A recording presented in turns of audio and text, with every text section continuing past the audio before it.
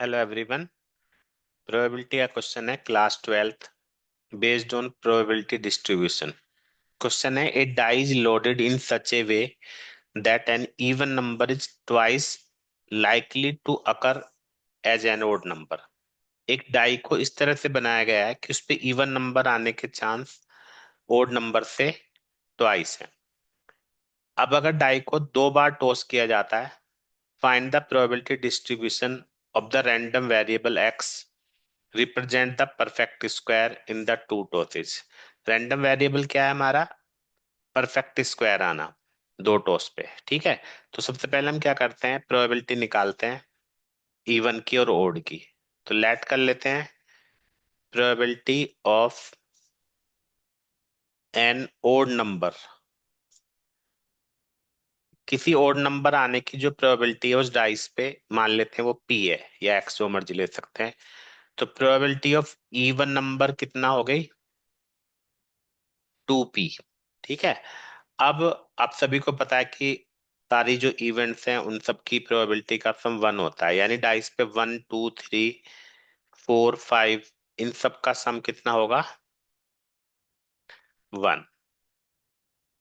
तो यानी p, देखो ओड नंबर कितनी है, 1 2 3, तो 3p प्लस इवन नंबर ये प्लस 6p इक्वल टू 1, यानी p की वैल्यू 1/9।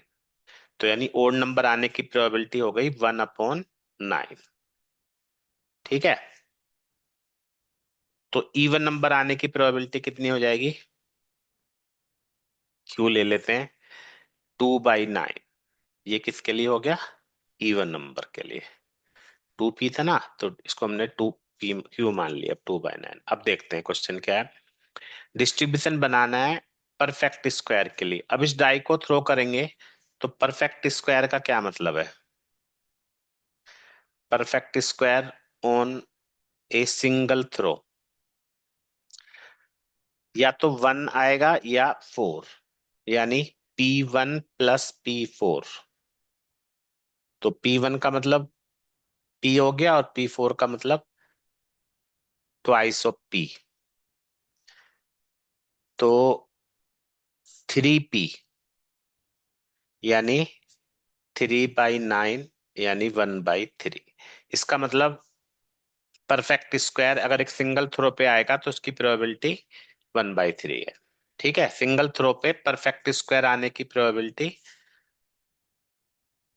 कितनी है? 1/3। अब x क्या है? Number of perfect square.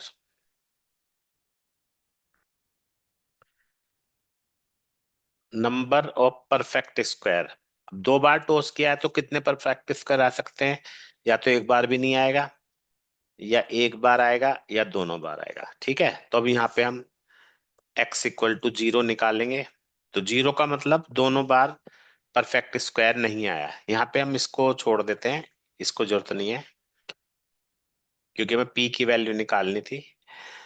यहाँ पे हमने इसको परफेक्ट स्क्वायर की प्रोबेबिलिटी 1/3 हो गई, और नोट ए परफेक्ट स्क्वायर ले लेते हैं 2/3, मतलब p नोट हो गया, ये नोट ए परफेक्ट स्क्वायर।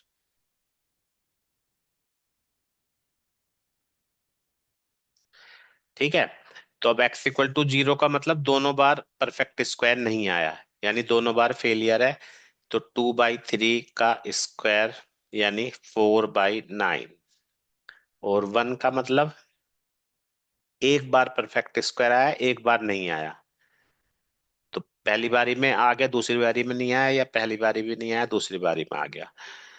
ठीक है, तो ये कितना हो गया? ये भी 4/9 हो गया।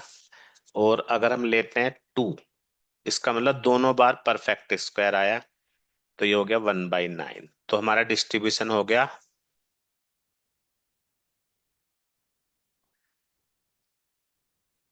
0 1 2 पे 4/9, 4/9, 1/9। ये हमारा आंसर हो गया। इन सब का सम आप देख सकते हो 1 है। तो ये क्वेश्चन था प्रोबेबिलिटी का, थोड़ा यूनिक क्वेश्चन था। उम्मीद है सभी को समझ में आ गया होगा। Thank you very much.